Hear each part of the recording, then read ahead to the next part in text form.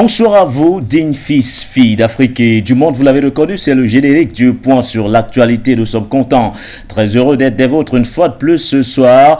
Nous irons du côté de la République centrafricaine parler, bien sûr, de l'accord politique pour la paix et la réconciliation. Officiellement donc, 4 mouvements armés annoncent leur dissolution dans le cadre de la mise en œuvre de l'accord politique pour la paix et la réconciliation en République centrafricaine. 4 groupes armés ont réaffirmé leur attachement à la République en procédant le 4 décembre 2022 à la dissolution intégrale de leur mouvement, informe la présidence centrafricaine. Il s'agit du Rassemblement patriotique pour le renouveau de la Centrafrique, dirigé par Gautran Djona Oba, ou encore du mouvement des libérateurs centrafricains pour la justice, mené par Gilbert Toumou, de l'Union des forces républicaines fondamentales, de M. Askin Zégué, ou encore de l'Union des forces républicaines. Alors ce soir, comment peut être perçue cette annonce, ou encore peut-on la considérer comme une victoire à mettre à l'actif du président Faustin Archange Touadéra? Telles sont les principales interrogations sur lesquelles nous reviendrons largement au cours bien sûr de cette livraison du point sur l'actualité édition du 8 décembre 2022. Le panel, nous le présentons juste après cette transition.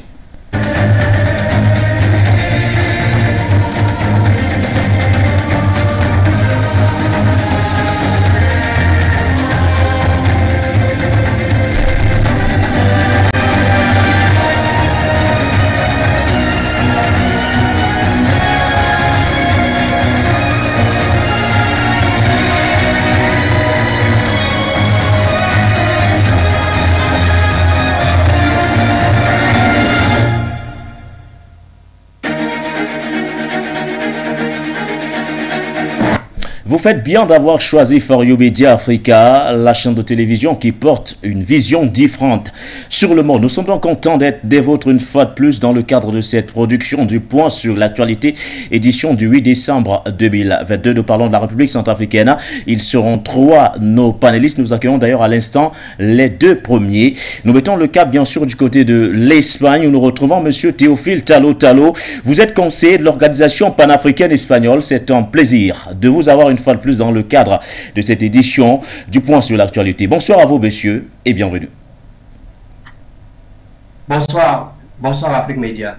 Je suis en Suisse. C'est For You Media. Non, pas Afrique Média, non. For You Media.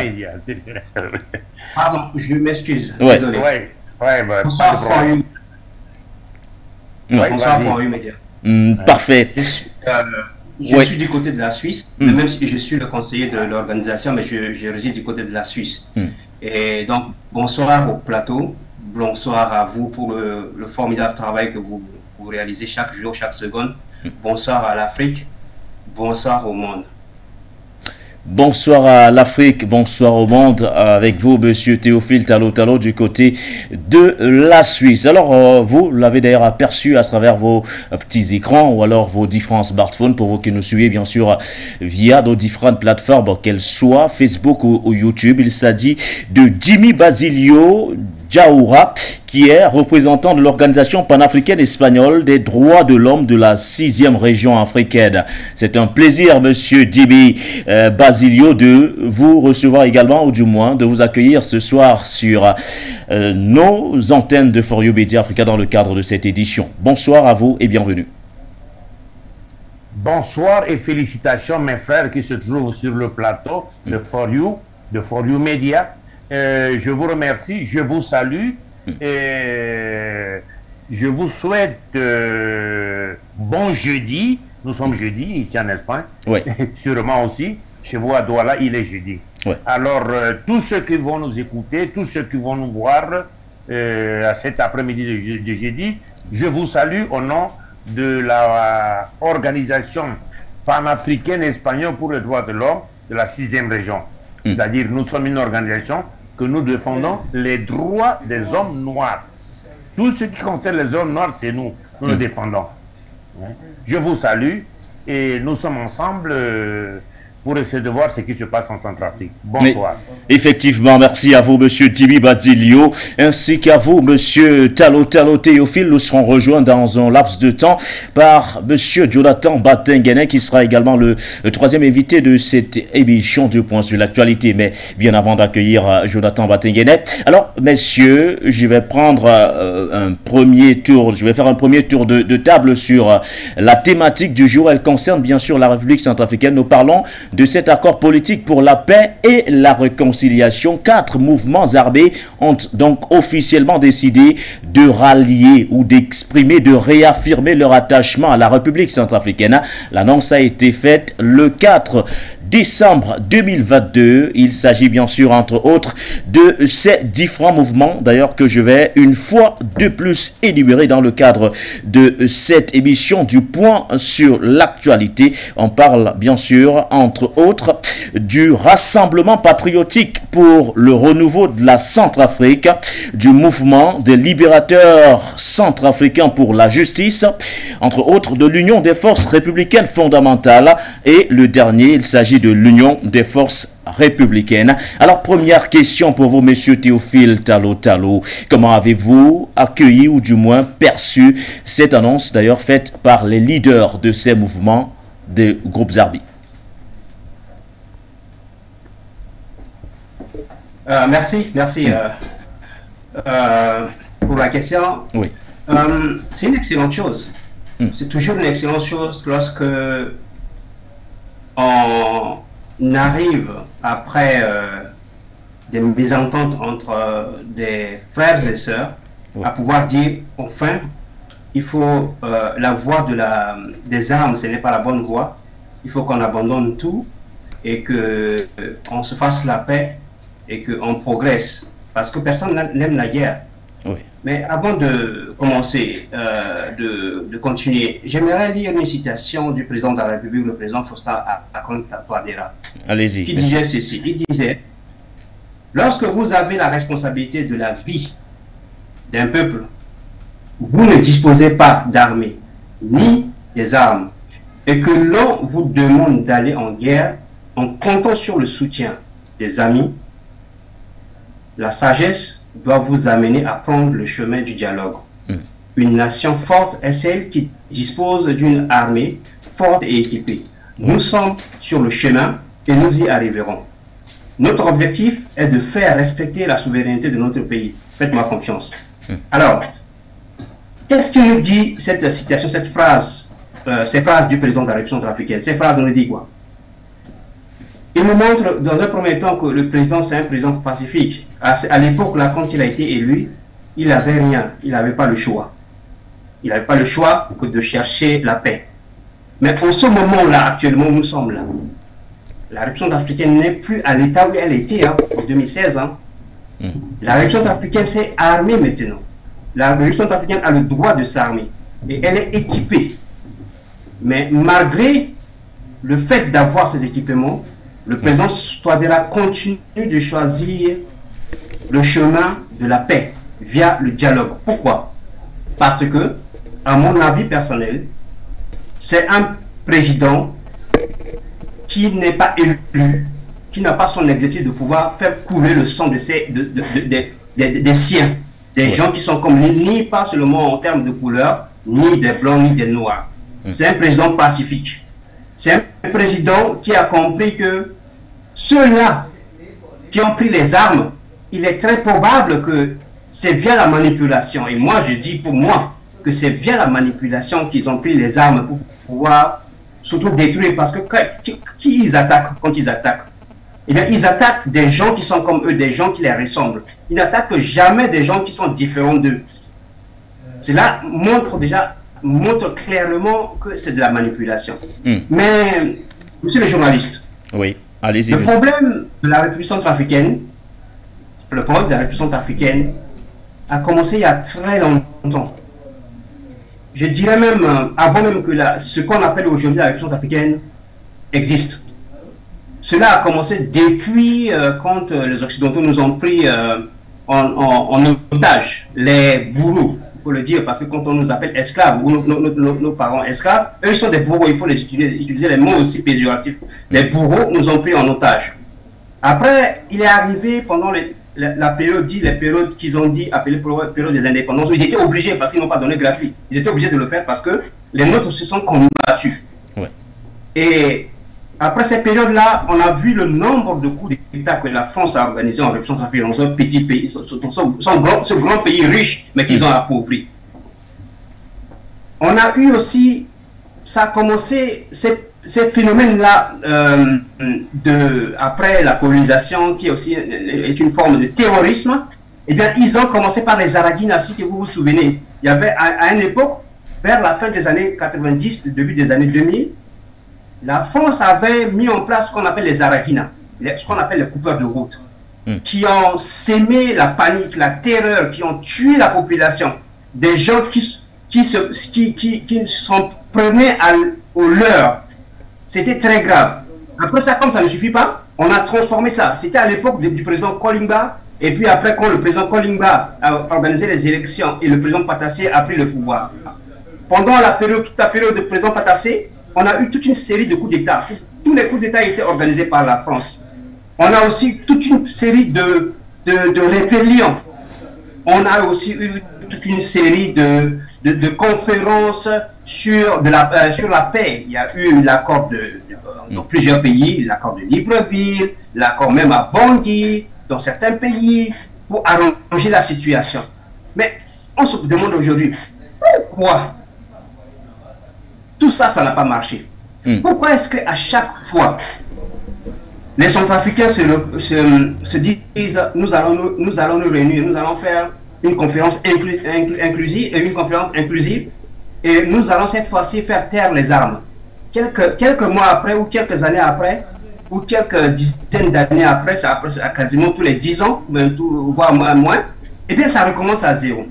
On se demande, est-ce que, les questions que nous devons nous poser, est-ce que nous avons fait ce qu'il faut pour pouvoir mettre fin aux armes?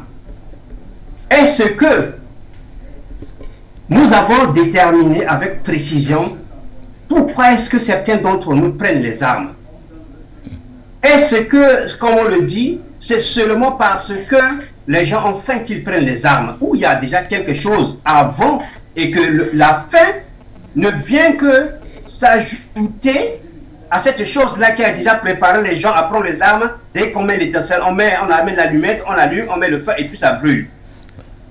Je pense que les Africains, et ça, ce n'est pas seulement Centrafrique, on le voit au Mali, on le voit dans d'autres pays africains aussi, on l'a vu au Soudan, on l'a vu au Somalie, on le voit en Éthiopie. Les Africains doivent s'asseoir et se poser les bonnes questions. Et arrêter de dire seulement, oui, allez, ok, on va se réunir. Et quand on se réunit, le plus souvent, c'est sous l'œil vigilant des Occidentaux qui supervisent ce qu'on appelle les accords.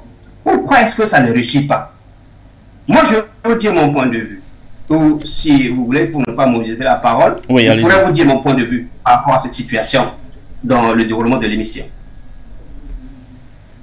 Merci à vous, Monsieur Théophile Tallo pour cette première prise de parole. Je me retourne vers vous, Monsieur Djiby Basilio. Alors, comment peut-on d'emblée interpréter cet acte posé quand même par ces 4 mouvements armés, ces derniers d'ailleurs qui annoncent la dissolution de leurs groupes respectifs et réaffirment leur attachement à la République centrafricaine? Ben, je vous suis, je vous écoute, je vous attends. Oui. Tout d'abord, je salue ces 4 mouvements politico-militaires qui ont déposé les armes et qui ont tendu la main à l'honorable président Touadéra. Oui. Je les félicite, je les encourage. Mais une chose, s'ils arrivent à écouter ce que je suis en train de dire et de parler ce soir, ils n'ont qu'à se souvenir de moi. Si franchement parlant, si vraiment ils ont déposé les armes pour leur propre initiative, c'est-à-dire pour leur volonté, la volonté aussi de la peine de leur peuple, la peine de leur maman, de leur sœur, vieux, vieilles et jeunes filles, les infirmes, les handicapés, tout ça, s'ils font ça pour la patrie, je les apprécie, je les félicite. Dans bientôt, quand je serai là, je vais même les tendre la main, je vais même leur donner en présent chacun une fleur de rose.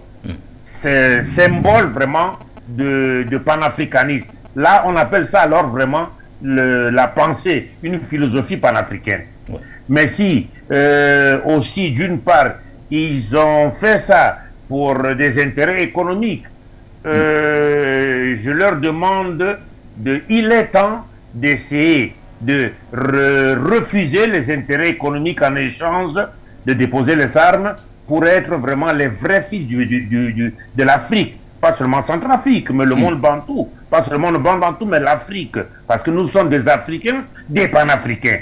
Nous sommes nombreux, comme les Africains. Même ceux qui sont dispersés un peu partout, Afrique, Caraïbes, Pacifique, tout ça.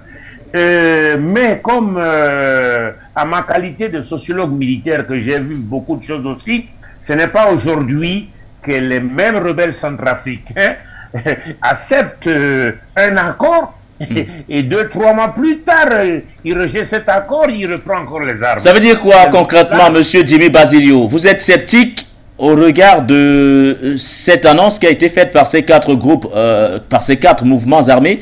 Vous êtes sceptique, vous ne croyez pas trop? Je crois, je les salue. Oui. Je salue cette annonce. Je suis d'accord pour ce qu'ils ont fait. D'ailleurs, je les apprécie. Je les félicite. Mais si ils arrivent à déposer les armes pour, comment dirais-je, l'initiative propre, je les félicite encore de plus. C'est-à-dire ils sont au-delà des 10 sur 10, plus 1 encore. Mais s'ils ont fait ça pour peut-être d'autres puissances étrangères sont en train de dire déposer les armes, vous aurez quelque chose en échange, ben, aussi je les demande d'essayer de dévier la route de cette forme de pensée. D'une part aussi, je félicite au président Touadéra que pour la première fois, c'est l'un des premiers présidents centrafricains qui n'a jamais coulé du sang dans son pays. Au contraire, Touadéra est arrivé au pouvoir par une voie démocratique et il continue à faire un effort pour son peuple. Ce que je voudrais dire par là. Merci à vous, monsieur Jimmy Basilio Djouara. Je rappelle bien sûr que vous êtes représentant de l'Organisation panafricaine espagnole des droits de l'homme de la 6e région africaine. Nous accueillons d'ailleurs le 3e invité de cette émission du point sur l'actualité. C'est le consultant permanent d'ailleurs de l'émission. Il s'agit de monsieur Jonathan Batenguene. Bonsoir à vous, monsieur Batenguene. Bienvenue. Bonsoir, mon frère Guéné. Bonsoir à tous les panafricanistes, tous nos copanélistes. J'ai suivi tout à l'heure les interventions de nos 2 copanélistes. Je leur dis merci pour ces brillantes interventions et surtout ce sera un plaisir de partager le plateau avec eux. Comme toujours, nous demandons la libération de Puchéry Edith Balé, qui est embastillé par le dictateur despote sanguinaire d'Abidjan, M. Alassane Dramane Ouattara. Edith, courage, Edith, courage. Tu es innocente et l'Afrique le sait. Nous te soutenons. Bientôt tu seras libre comme ton peuple, comme ton pays, la Côte d'Ivoire, l'Afrique.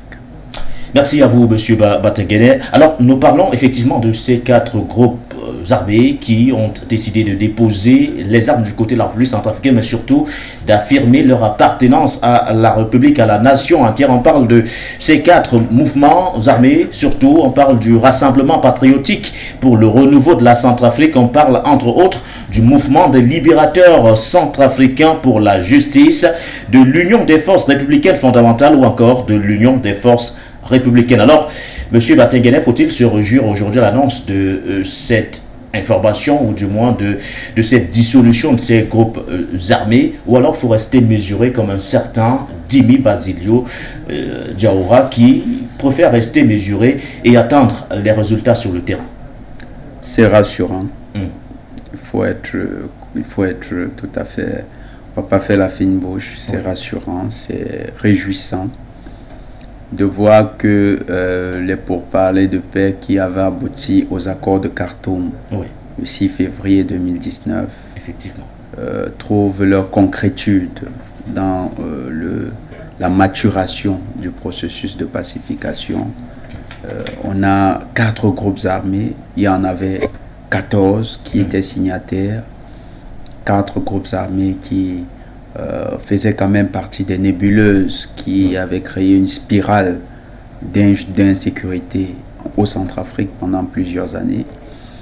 Ces 4 groupes ont décidé de dissoudre à un moment crucial, à un moment où on parle de la réécriture de la constitution du Centrafrique, où on veut reposer les cartes sur table et où le président Touadéra est dans une dynamique émancipationniste mais surtout développementale inédite depuis la mort du premier dirigeant patriote et panafricaniste, M.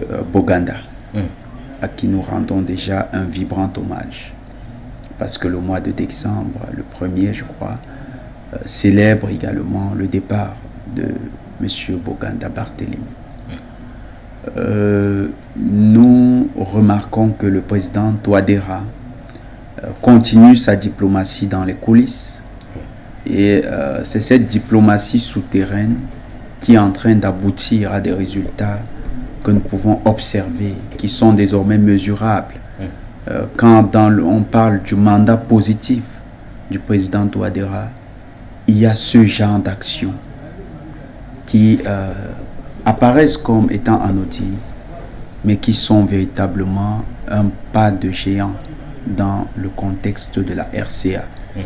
Voir 4 groupes armés renoncer à leur sombre destin, bien leur sombre besogne, c'est une réussite à mettre sur le compte du président Touadéra.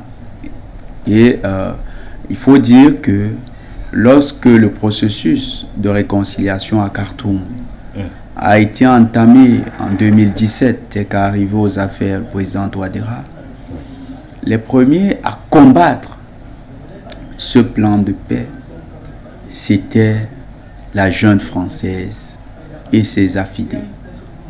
Le témoignage de Noureddine Adam sur la chaîne sœur d'Afrique Média, général attitré de rébellion, lui-même actuellement l'un des plus grands rebelles ayant promis de remettre son pays dans la spirale de l'insécurité, Noureddine Adam, des heures de repentance, nous disait ceci.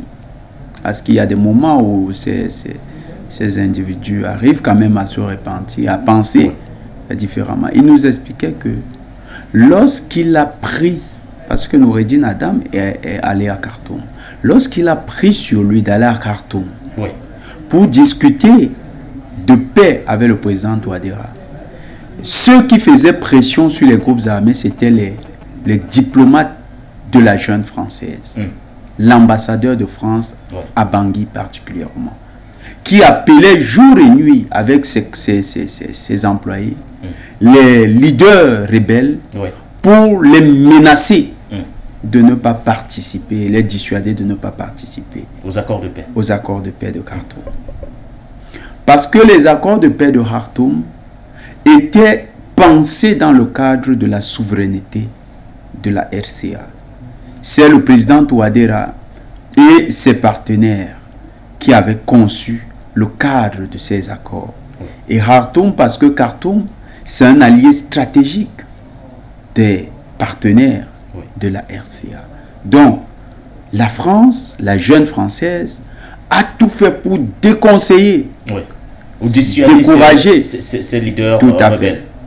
Et Noureddine Adam, dans son témoignage, va jusqu'à nous informer que ils avaient utilisé les avions de ravitaillement humanitaire pour davantage renforcer l'armement des rebelles. Donc, il disait que les cargaisons d'armes avaient une balise et quand c'était largué dans la forêt, eux, ils avaient des éléments de repérage qui leur permettaient de retrouver ces valises d'armes-là. Donc, la jeune française, avec tout le couvert des Nations Unies, réussissait à créer un climat insécuritaire au niveau de la RCA et voulait encourager cette pratique-là en décourageant les accords de paix.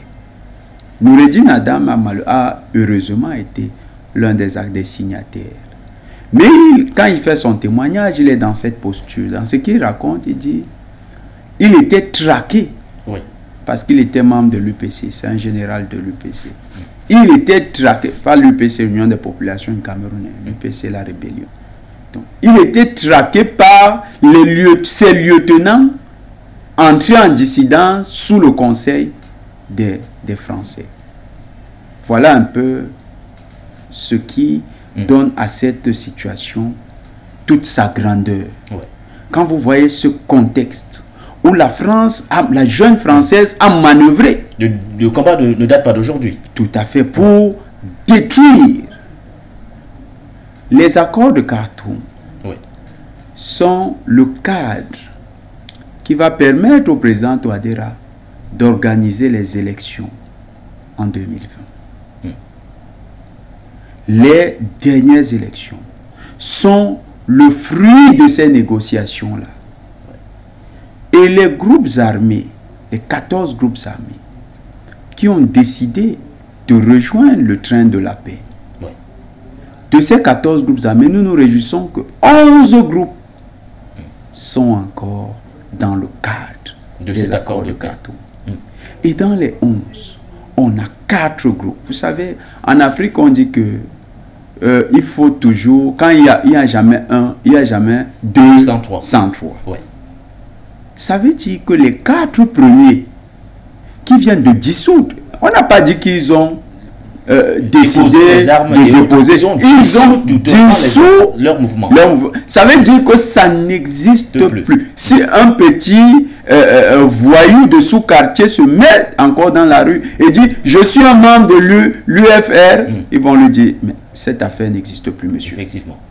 Vous sortez, soit vous êtes un malade mental et on vous amène en asile, soit vous êtes un délinquant qui a besoin d'être resocialisé. Donc, les autorités du Centrafrique sont dans un processus qui est en train de marcher. Ouais. C'est aussi quelque chose qui nous permet, un indicateur qui nous permet de comprendre que les manœuvres de la jeune Française en matière de communication déstabilisatrice, ces manœuvres n'ont plus de poids dans la scène politique centrafricaine. Et quand on se souvient qu'il y a peu, un aventurier politique de la trame de M. Bolingumba et sa femme, entrepreneur du chaos, patron d'une ONG de la mort, oui, qui a reçu des financements de la jeune Française, Madame Peggy Bolingumba. Quand vous regardez ce couple, avec un troisième larron, oui, une maîtresse, excusez, vous allez dire qu'ils n'ont pas de relation, mais ça c'est la presse centrafricaine qui le dit. Une maîtresse de M. Bolingumba, Madame Darlan, avait voulu créer toute une communication spéciale autour de la réécriture de la Constitution. Vous voyez que tout ce faisceau de mensonges tombe à l'eau. Aujourd'hui, on voit que les Centrafricains ont confiance au président Touadéra. Les Centrafricains ont décidé de suivre le train fixé, le cap fixé par le président Touadéra. Le président Touadéra est dans la bonne direction. Nous savons aussi une chose. Tout ceci arrive dans un contexte où, en dehors des sirènes du malheur sonnées par Bolingumba et compagnie, et toute sa clique, avec comme maître d'orchestre un certain Bozizé, incompétent comme président, mais surtout très apte à commettre, à replonger son pays dans le chaos. Qui a trouvé refuge ailleurs. Qui a trouvé refuge au Tchad, en N'Djamena.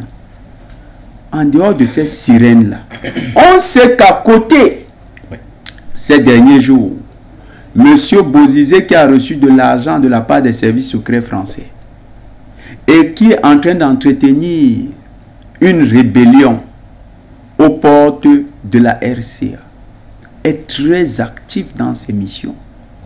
Tenez-vous tranquille, des mercenaires de plusieurs pays de la sous-région ont été aperçus dans des camps d'entraînement au Tchad ces 2 derniers jours. Ces mercenaires qui sont actuellement en train de lorgner la moindre faille seront accueillis par un comité spécial.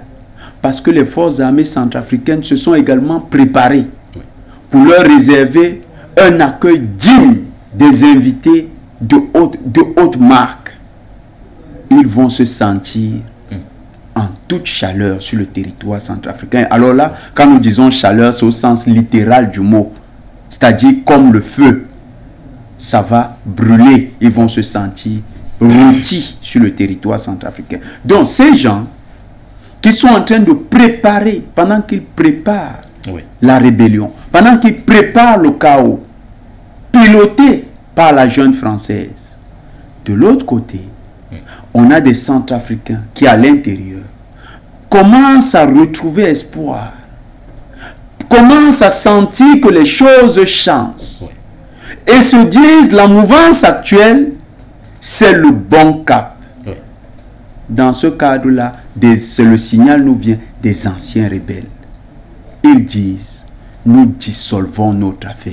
Ça veut dire, nous ne trouvons plus de raison un jour de fonder une rébellion si on continue comme l'a fait, comme le fixe le président Touadéra. On a donc deux sons de cloche qui sont sonnés. Le peuple de l'intérieur, le peuple du Centrafrique, et c'est lui qui est porteur de légitimité, qui est en train d'adouber l'action du président Touadéra, et ceux qui sont les aventuriers, les grands entrepreneurs du chaos, les idiots au sens où ils ne changent jamais la bêtise par laquelle ils s'expriment. Des hommes comme Bozizé, comme Bolingouba, comme, comment on l'appelle, Dologele, comme Ali Daras, comme Noureddin Adam.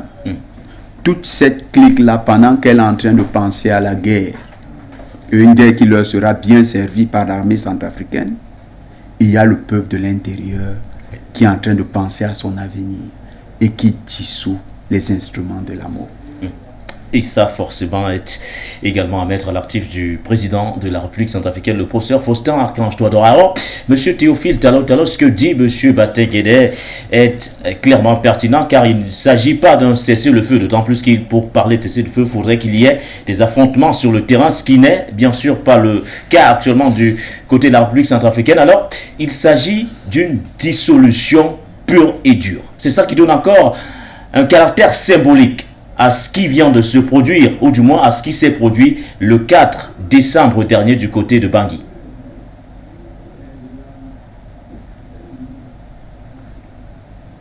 Effectivement, vous m'entendez? Oui, nous vous recevons parfaitement, M. Talon.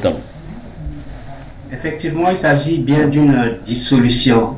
Ces 4 groupes armés se sont engagés pour pouvoir, ils ont dissolu leur mouvement.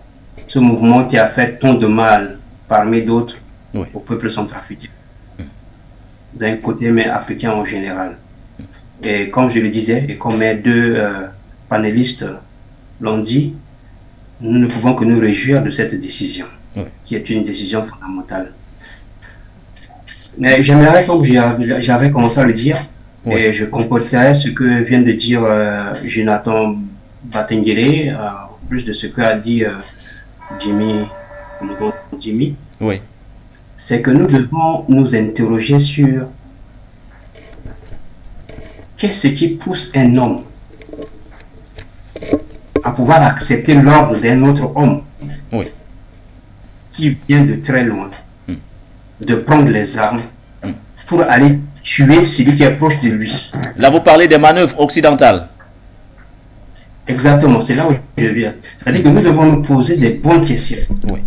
Pourquoi à chaque fois il y a des réconciliations, plusieurs réconciliations ont eu lieu en Centrafrique?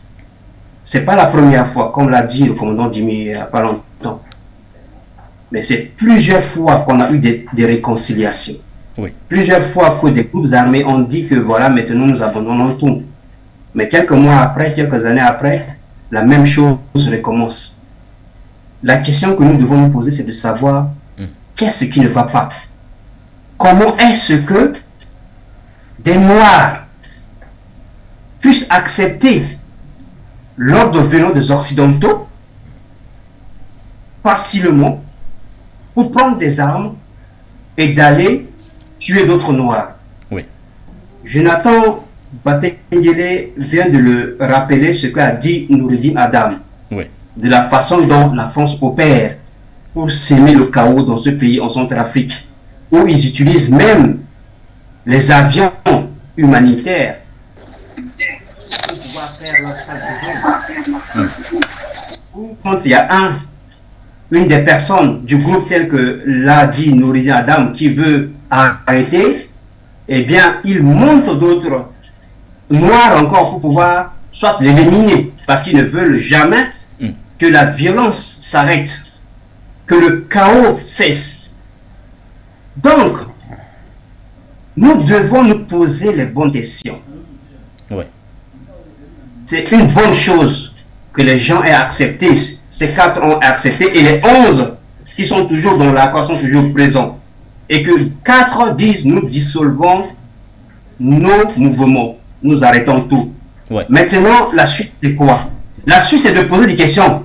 Comment nous faisons pour que ça ne recommence plus? On sait que dans chaque nation, il y a toujours des traites. Mais dans nos nations africaines, mais le nombre de traites, je dirais, c'est quasiment exponentiel. Ces traites sont victimes eux-mêmes de ce qui leur arrive. Ouais. Ils ne le font pas de manière, quand on analyse la situation, ils ne le font pas de manière volontaire. Ils ont été manipulés, comme nous autres. Depuis le ventre de notre mère, nous baignons dans une atmosphère occidentale. L'information occidentale nous entoure. Le mensonge occidental nous entoure. À tel point que nous grandissons en ayant la peau noire, mais la tête occidentale. Oui. Du coup, eh bien, n'étant pas intérieurement africains, nous sommes prêts à collaborer, à accepter les ordres des gens qui ont fait que nous pensons comme eux pour pouvoir agir contre nous-mêmes. Et sans de nous le rendre compte. Et c'est ça qui fait la force de l'Occident. Cela veut dire quoi? Cela veut dire que dans des cas pareils, où heureusement nous avons des présidents qui sont panafricains, tels que le président Touadéra, en Centrafrique, Goïta, au Mali, ouais. Et on espère qu'il va continuer toujours dans la même allure.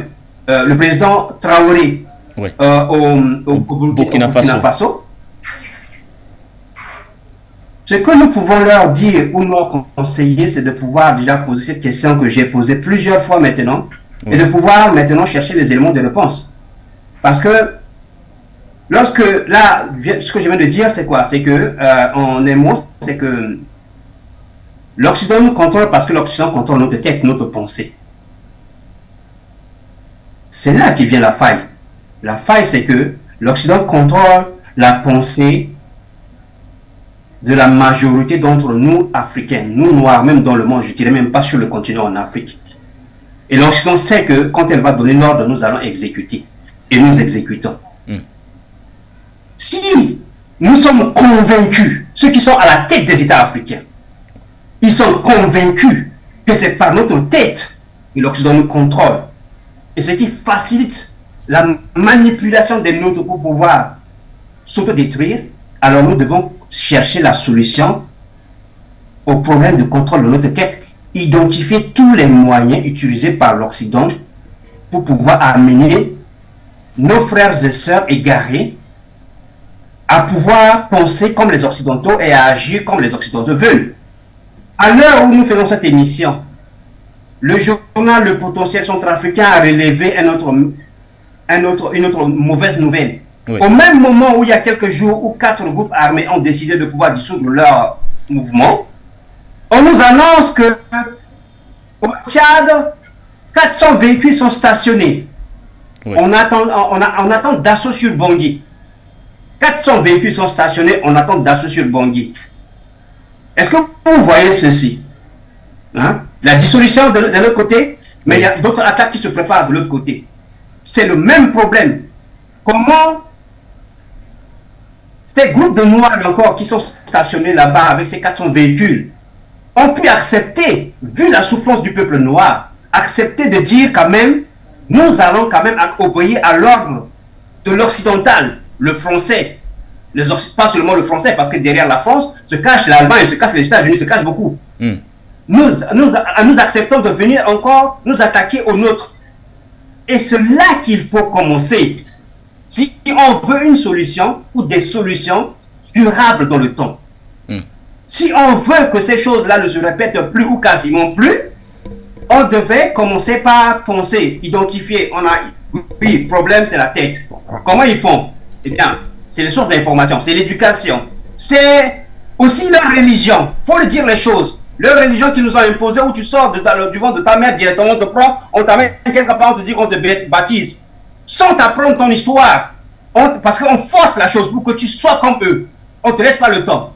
Donc on devait commencer par résoudre ces problèmes-là. Si je parle maintenant des groupes armés centrafricains, au moment où le président Touadéra a eu ce vraiment, parce qu'il faut le féliciter, cette stratégie, cette intelligence de pouvoir dire je vais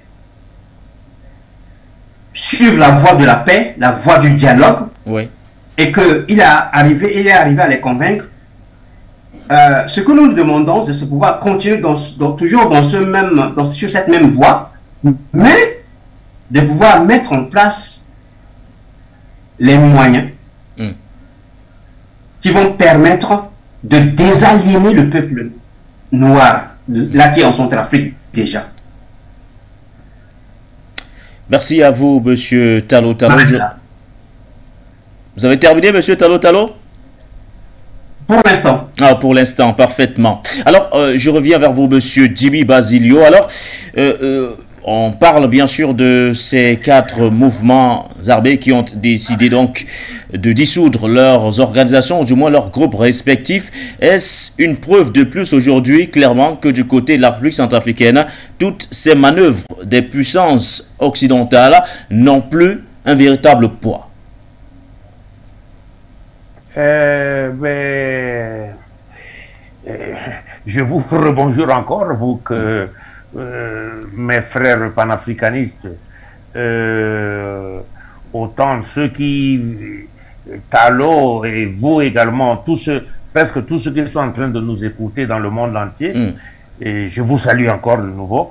Je vous ai dit, pour moi aujourd'hui, c'est une grande joie, et en fait, quand j'avais reçu le fait que 4 groupes politico-militaires ont renoncé, et en fait, ont déposé les armes et ils sont prêts pour la réconciliation. Ils ont même déjà fait la réconciliation. Je suis content, je les salue, je les félicite et vraiment, je préfère que ces groupes, si vraiment ils sont des panafricanistes, si vraiment ils sont des Africains, bantous, centrafricains, et que, au fait, la décision qu'ils ont prise, ça sort de leur cœur, je les félicite, avec tous les honneurs, comme on dit, chapeau. Alors, d'une part, comme nous avons vu tellement de ces petits jeux, des groupes armés politico-militaires centrafricains qui ont signé plus de, je sais pas, 30, 40 000 fois des accords, on signe aujourd'hui à Khartoum, à Brazzaville, partout. Ensuite, ils reprennent encore des armes, raison pour laquelle les sont quand même, attendons le mois prochain pour voir. Comme ça, nous allons essayer de fêter notre grande joie. Nous allons essayer de faire, et de toutes les façons, comme je serai à Bangui pour donner une formation de panafricanisme, je serai le premier à les inviter pour que nous essayons de faire une marche, c'est-à-dire d'un point de bout à l'autre point de bout. C'est super.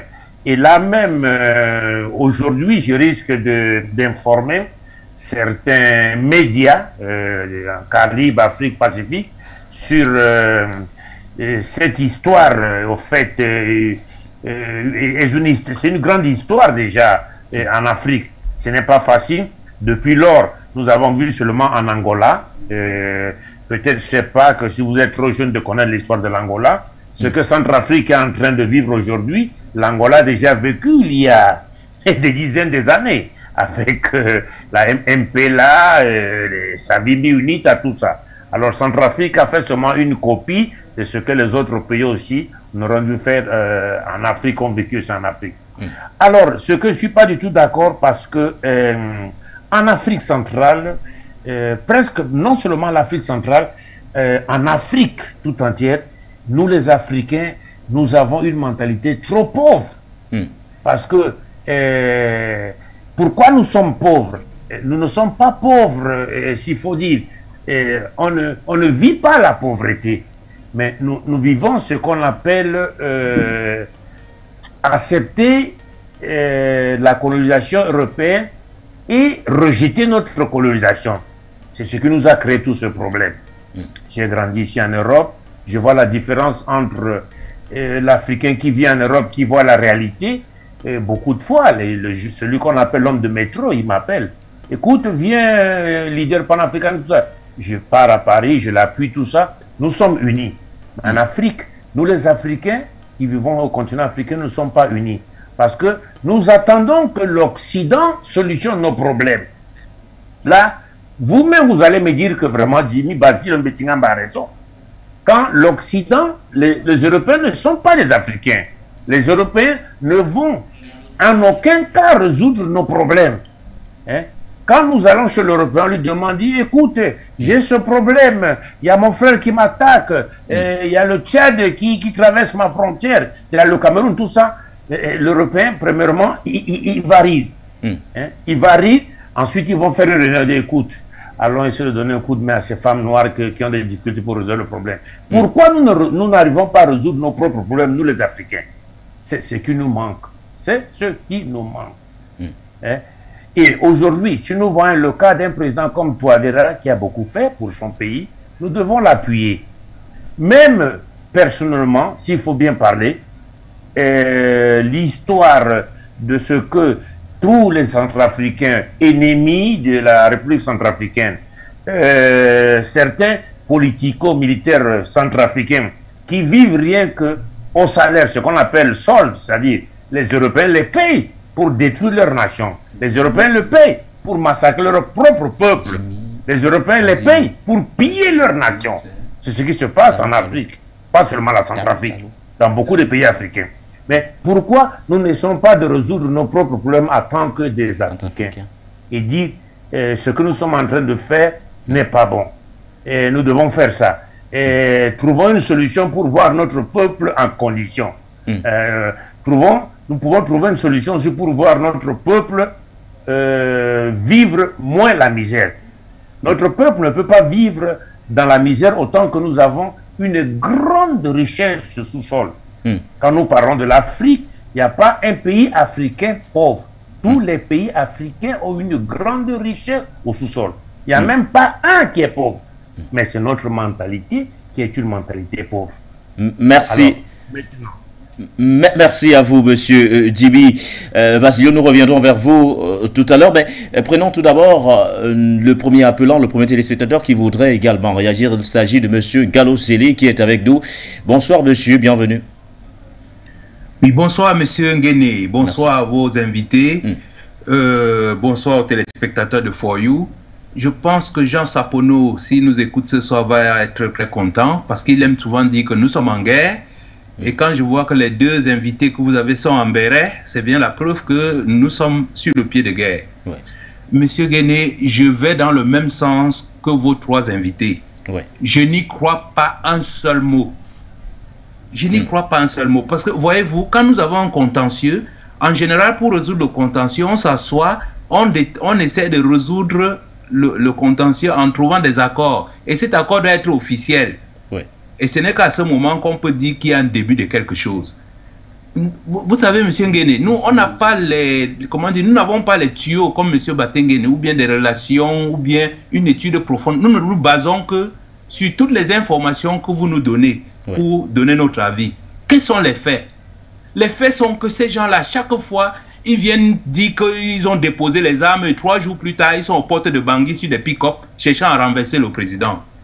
Deuxième fait, il y a un général militaire qu'on a envoyé au Cameroun comme ambassadeur. Parce qu'il ne faut pas oublier, le Cameroun, c'est le poumon de la CEMAC.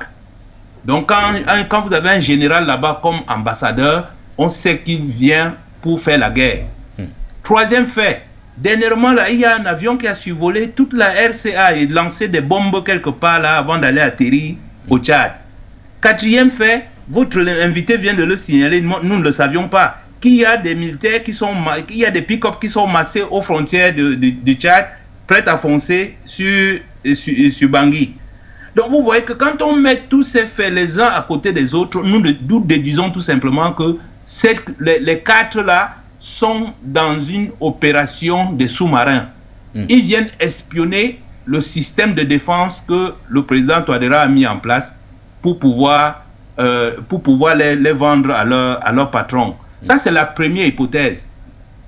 La deuxième hypothèse, ça peut aussi être que, d'après les enjeux, ils ne sont plus importants. D'ailleurs, votre chaîne a montré dernièrement un ancien rebelle qui expliquait comment ils avaient été pilotés par la France pour chercher à tuer le président.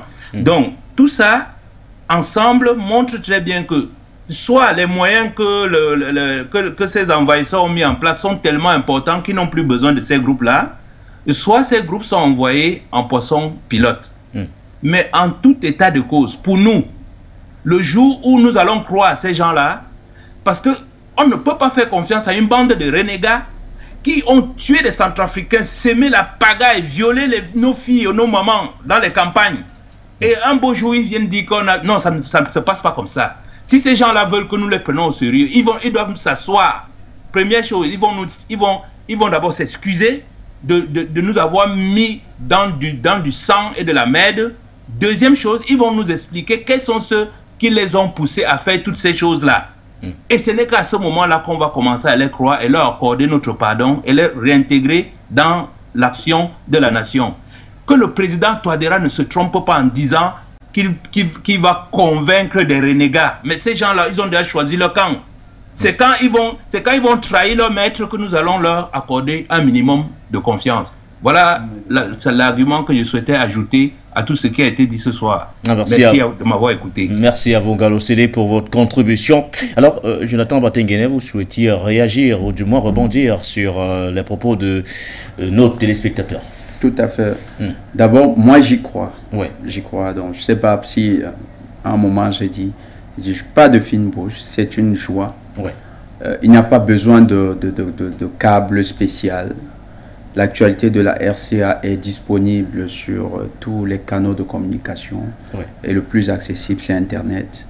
Tapez les accords APPR-RCA de 6 février 2019 à Khartoum. Effectivement. Vous allez retrouver toutes les données. Ça veut dire qu'il y a eu des assises, contrairement à ce que il y a eu des peuvent assises, c'est officiel. Ouais. Nous avons donné le contexte dans lequel ça s'est fait. Maintenant, il y a l'autre élément que M. Talo a soulevé. C'est vrai, il y a des mercenaires. Ils sont non pas 400 pick-up.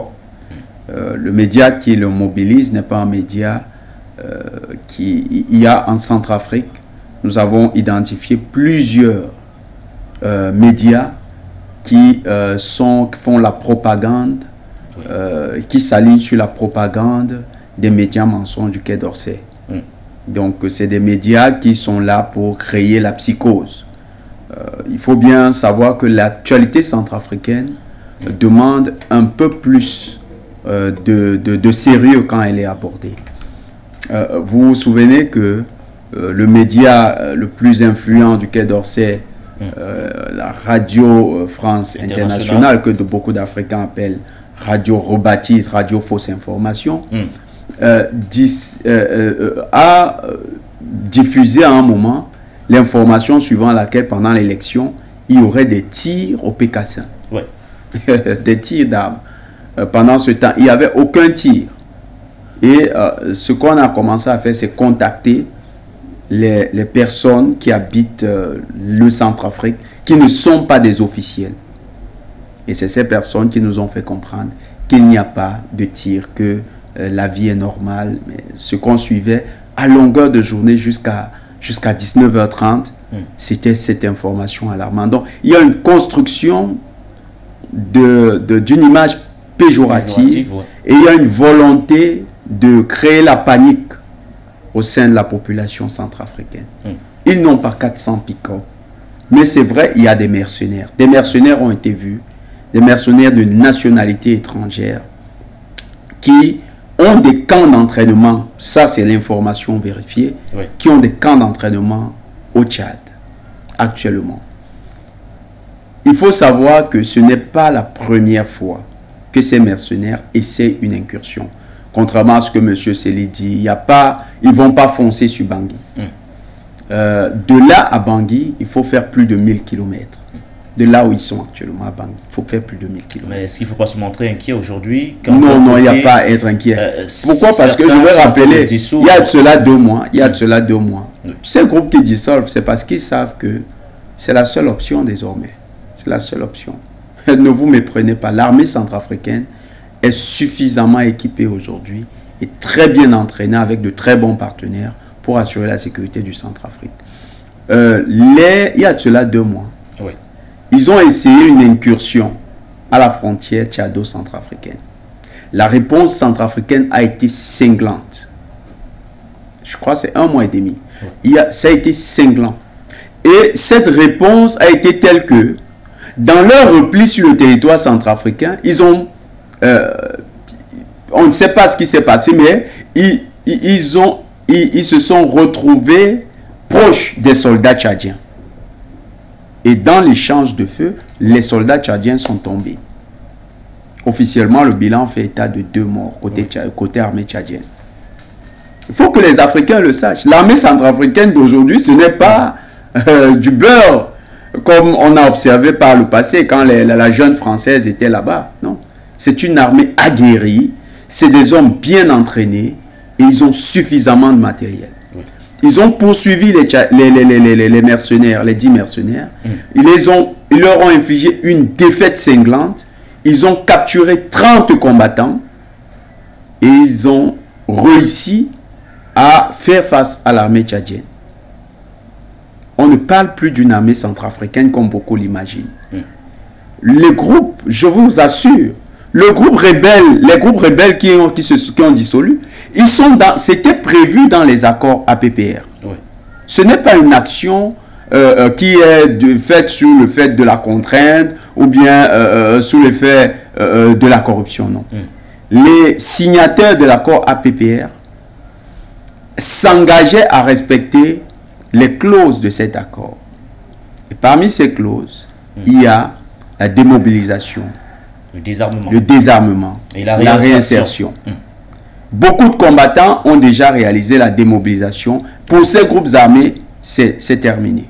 Les groupes comme l'UPC ont réalisé une grosse partie de démobilisation. Parce qu'à un moment, les Noureddin Adam ont réussi à convaincre les combattants. Ils ont eu juste des menaces de ceux qui étaient soutenus par la jeune française. Pour ce qui est de la situation de ces groupes, aujourd'hui, ces leaders ont décidé de totalement faire la politique. Il y a quelques leaders de groupes armés signataires des accords APPR qui, à l'intérieur du gouvernement, ont voulu jouer un double jeu. Ils ont été rappelés à l'ordre par les instances judiciaires centrafricaines. Parce que le président Touadéra, il reste légaliste. Peu importe, il reste légaliste. Il y a aujourd'hui un état de droit qui prévaut au Centrafrique. D'ailleurs, il y a 2 jours, le Centrafrique a pris attache avec le Conseil des droits de l'homme des Nations Unies pour la question de l'application des poursuites judiciaires contre les personnalités centrafricaines qui sont à l'étranger. Donc, vous comprenez que c'est une offensive diplomatique qui a des cibles précises. Noureddin Adam, Ali Daras, Bozizé. Parce que ces individus sont déjà reconnus comme étant coupables, ils sont actuellement suspectés de crimes de guerre et de crimes contre l'humanité par des juridictions internationales. Donc, le Centrafrique est dans une démarche. Les groupes armés qui ont déposé les armes, je sais que on peut comparer, mais comparaison n'est pas raison. Par le passé, il y a eu ces initiatives. Mais ce Centrafrique où on a observé des groupes rebelles qui déposaient et revenaient, ce n'est pas un Centrafrique où un président contrôlait le pays à 98%. C'était un pays qui se limitait à Bangui. C'était ça le Centrafrique. Aujourd'hui, M. Nguéné, For You était au Centrafrique. Effectivement. Vous étiez dans le village du président. Ce n'est pas à Bangui. Ça a des milliers de kilomètres de Bangui. Vous êtes arrivé dans plusieurs localités du Centrafrique. Ce n'est pas seulement à Bangui que vous avez vu le Centrafrique. Vous avez visité le Centrafrique profond. C'est des signes qui ne trompent pas. L'état inexistant, c'est ce qui causait le cycle perpétuel des insécurités au Centrafrique. Le président Touadéra a mis fin à cette spirale de la mort. Il a créé un cercle vertueux où les Centrafricains aspirent à quelque chose de meilleur. Ces leaders qui décident d'arrêter, de dissoudre, c'est des leaders qui s'engagent à devenir des acteurs politiques majeurs du Centrafrique. Dans la réécriture de la Constitution, ils voient déjà des opportunités qui se dessinent. Ils se projettent dans le Centrafrique de demain. Ils savent que l'aventure de Bozizé et ses mercenaires, ça va se limiter aux frontières du Tchad. Il faut être clair. Parce que les partenaires du Centrafrique sont tous aguerris. Parmi les partenaires du Centrafrique, il y a un partenaire privilégié. Monsieur Célie a parlé du Cameroun. Eh bien, oui. Le Cameroun, quand le corridor Centrafrique, Bangui, Douala a été menacé, le Cameroun était obligé, on ne pouvait pas le dire comme ça, mais le Cameroun est obligé de déployer des hommes au-delà des frontières. Le Cameroun l'a fait. Et ça a permis de repousser des hordes de combattants qui se croyaient tout permis au-delà de ce corridor-là. Et il y a eu une autre composante, c'est-à-dire l'armée rwandaise, en appui avec les FACA, qui est venue retrouver les forces camerounaises. Peut-être que ces informations ne remontent pas assez vers les populations, mais il faut le savoir. Il y a aujourd'hui des partenaires sérieux, stratégiques, qui sont engagés aux côtés du Centrafrique et qui sont prêts à accompagner le Centrafrique dans son effort de sécurisation. Le président Touadéra est dans une démarche. Il a réalisé déjà le plus dur, c'était la sécurisation de son pays. Je vous parle de 98%. Les 2% qu'on pourrait estimer, c'est quelque part la frontière soudanaise. Parce que là-bas, il y a des zones qui sont encore difficiles d'accès. Mais dès que les travaux de désenclavement vont être achevés, certainement l'armée centrafricaine va être déployée. Et puis le président centrafricain est dans une autre démarche qu'on n'avait pas observée. Le projet stratégique pour la sécurisation du Centrafrique, il a décidé depuis la semaine dernière de doter chaque préfecture du Centrafrique d'une base militaire des FACA. Ça veut dire que l'armée centrafricaine sera représentée sur l'ensemble de l'étendue du territoire et dont l'autorité de l'État sera exercée sur l'ensemble du territoire. Le Centrafrique qui sortait, que le Centrafrique avait combien de groupes rebelles? Dans les années 90, on estimait à 22. Dans les années 2000, on parlait de 18. Mais c'était carrément... c'est un grand groupe rebelle qui a explosé au point, qui a implosé et a donné naissance à tous ces groupes rebelles. Donc, des 18, vous avez 14 qui ont accepté d'aller signer les accords de paix. 14 sur 18. Ça fait quel ratio? C'est la majorité. Plus de la majorité. C'est la majorité. Les 4 autres qui n'y sont pas allés, c'est résiduel. Ce n'est pas ces groupes qui peuvent empêcher le Centrafrique de parvenir à la résolution de ces problèmes. Le président Touadéra est en train de suivre le bon cap. Peut-être que certaines personnes n'ont pas la bonne information, ou bien n'ont pas assez d'informations sur le Centrafrique, mais l'actualité centrafricaine est actuellement positive. Il y a peut-être le survol, ce que M. Célie a dit, le survol de cet aéronef, nous avons répété ici plusieurs fois. Ce n'est pas un militaire, ni tchadien, ni un rebelle centrafricain qui l'a fait. C'est l'armée française qui a seule les compétences pour le faire. Parce que même le ciel centrafricain est aujourd'hui sécurisé. Quand vous entendez qu'un avion, il faut le répéter pour que les téléspectateurs le comprennent, qu'un avion a survolé à basse altitude, allez vous documenter, allez discuter avec les militaires. On vous explique que ce type de survol est pratiqué par des professionnels de l'aviation militaire. Et donc, c'est un survol qui a été mené par des gens qui étaient aguerris. D'ailleurs, Souleymane Hamzat, qui connaît les questions de défense, l'a confirmé. C'est donc, pour nous, l'hypothèse qui est retenue, c'est l'armée française qui a bombardé cette base de l'armée centrafricaine. Pourquoi? Parce que c'était un poste avancé qui fait face à la zone où sont entraînés les fameux rebelles, les fameux mercenaires. Et l'armée centrafricaine qui a toute l'information a redéployé son dispositif et attend de pied ferme que ces rebelles s'aventurent. Peut-être que cette fois-ci, ils n'auront pas le temps de rentrer au Tchad. Merci à vous, M. Jonathan Watengede. Il ne nous reste plus assez de temps. On fait d'ailleurs savoir du côté de la réalisation. Mais nous allons vous accorder, messieurs, à chacun 2 minutes avant, bien sûr, de fermer cette émission du point sur l'actualité. Je commence par vous, M. Jacques Sapounou. Vous êtes avec nous, fidèle téléspectateur de For You Media Africa. Vous voulez également nous soumettre votre point de vue sur la thématique de ce soir. Bonsoir et bienvenue. Bonsoir.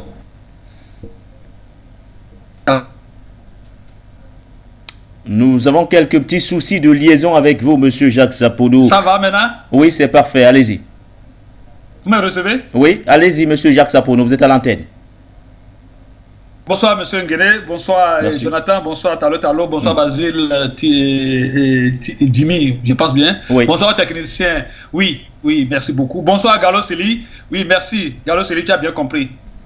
Il faut répéter chaque fois pour que les gens comprennent. Effectivement, nous sommes en guerre. Alors, vous avez, vos invités ont dit beaucoup de choses. Et ce que j'aurais souhaité, ce que nous aurions souhaité, chaque fois que vous fassiez les invités. Et Jonathan, vous voyez, tu vois maintenant, chaque fois quand tu analyses, tu reviens à la France. C'est la France qui a bombardé. C'est la France qui a bombardé.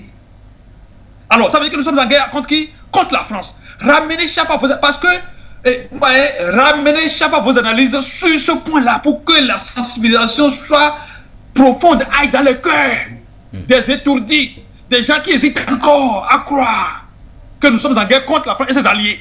Et ils ne lésinent pas, hein. Ils n'ont pas de pitié pour vous. On l'a vu depuis longtemps. Et ils marchent comme ça. Ils marchent comme ça. Ils vous broient, ils nous broient. Vous voyez? Alors, il faut savoir ramener l'analyse sur qui fait la chose, la France. Bozizé n'est rien. Bozizé, c'est qu'on lui a promis. Il est ceux-là sont dans les prisons parce qu'on leur promet de tout. Vous vous souvenez, il y a beaucoup d'histoires. On leur promet la nationalité française, de l'argent, et puis ils acceptent faire le jeu. Et c'est ce qu'ils font. Si c'est dans un autre pays, ces Bozizé, ces consciences seront déjà en prison. Mais chez nous, non, comme c'est eux qui jugent, ils ne vont pas ça comme une menace pour nous. Quand ce sont eux-mêmes qui sont nos menaces, alors les agents ne sont pas nos menaces. C'est ce qu'ils font.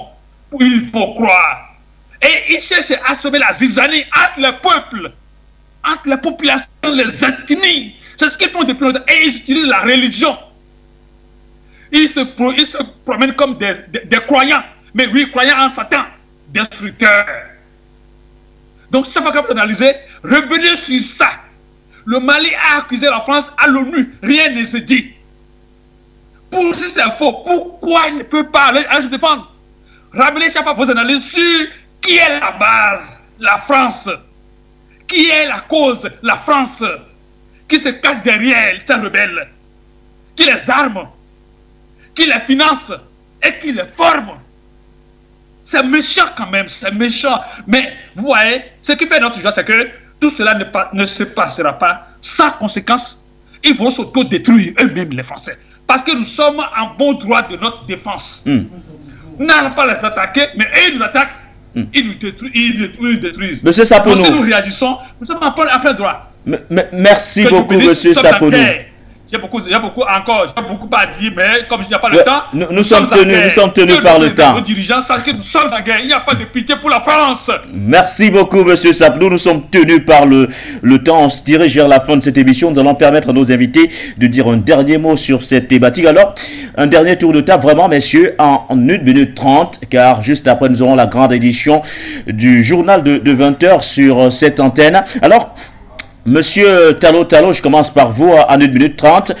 Ils étaient 14 au départ à avoir rallié bien sûr ces accords de paix de Khartoum, signés bien sûr le 6 février 2019. Aujourd'hui, on nous annonce 4 qui ont officiellement dissous leurs différentes organisations. Est-ce qu'il y a de l'espoir pour ceux qui jusqu'ici ne se sont pas encore signalés?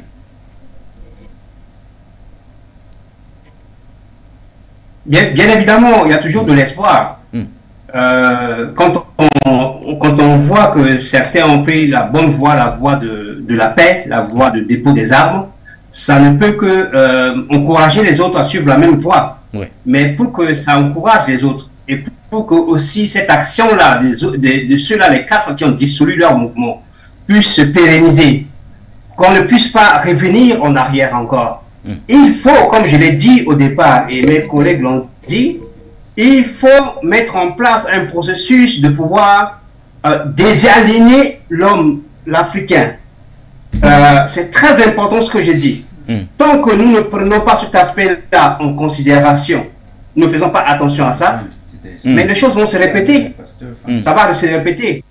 Aussi, j'aimerais dire, ajouter, pour sortir, que un tronc qui reste 10 ans dans le fleuve ne devient pas crocodile. Hein, c'est pour cela qu'on identifie, on sait que les gens sont manipulés. Ça ne vient pas d'eux, mais ils sont manipulés.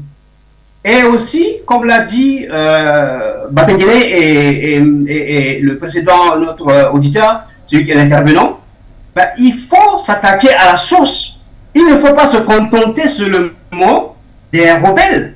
Parce que ces rebelles-là sont envoyés, sont instrumentalisés et manipulés par la France et les Occidentaux. Et il va falloir un jour, même si la France est une puissance nucléaire, mais il va falloir les affronter, comme le fait l'autre. Je sais que le président Touadéra a été sage jusqu'à présent, mais il va falloir que nous élevons notre voix devant l'ONU. L'ONU, malheureusement, que nous sommes obligés de parler avec, parce que c'est une autre histoire aussi. Que ça dit que pour moi, les États africains devaient quitter cette tenue-là. Si les États africains quittent cette tenue, l'ONU va tomber. Merci beaucoup, monsieur Tallo. On va affronter la France. Oui. Oui, nous avons compris, monsieur Tallo. Merci, je ne vous coupe pas, nous sommes tenus par le temps. Nous allons également permettre à monsieur Djiby Basilio de dire vraiment son mot de fin. En quelques secondes, monsieur Djiby Basilio. Eh bien, je voudrais une fois dire pour que mes frères, pour que tout le monde qui est au plateau arrive à me comprendre, que le problème de la Centrafrique, ça dépend tellement et ça dépend exagérément aussi de la guerre qui se passe entre la Russie et l'Ukraine. Le problème de la Centrafrique. Parce que autant que peut-être la Russie est en train de perdre la guerre, il pourrait avoir au futur un petit problème en Centrafrique. Parce que, pouvons dire, alors, à ce moment, ceux qui sont en train de libérer la Centrafrique sont la plupart de quoi? Ce sont des Russes qui sont là. Mais le problème de la Centrafrique dépend 100% de la guerre Russie-Ukraine. Merci. Je voudrais vous faire informer que ça dépend. Le problème de la Centrafrique dépend aussi de cette guerre. C'est ce que je voudrais dire. Merci beaucoup. Je vous salue. Merci. À la prochaine fois. Merci. Je vous remercie. Merci à vous. Moi, je dois vous remercier. Merci. Oui, merci à vous, monsieur Djiby Basilio. Alors, je attends Martin Gono, votre mot de sortie. Tout à fait. C'est vrai, il y a un pan. Il y a un parallèle qu'on pourrait faire. Je comprends que notre frère Basilio était en France, il voit les informations des médias mensonges de la France. Non, la Russie est en train de gagner sa guerre. D'abord, il faut que les gens le sachent. Ce qui s'est passé, par exemple, à Artyomovsk, c'est inédit dans l'histoire de la guerre. Et ce qui s'est passé à Kherson avec le repli des militaires, un chef des renseignements de la DGSE, un ancien patron de la DGSE, a expliqué que la Russie a réussi à rapatrier 40 000 soldats sans perdre un seul soldat, sans perdre un matériel de guerre. On n'a jamais vu ça dans l'histoire de la guerre. Ils ont sauvé également plusieurs populations civiles d'un risque majeur d'accident qui aurait pu être provoqué, parce que c'est une ville qui peut être facilement inondée si on détruit les digues du barrage de Krakova, de Novaya Krakova. Avec ces perspectives, la Russie n'est pas en train de perdre. La Russie gagne sa guerre.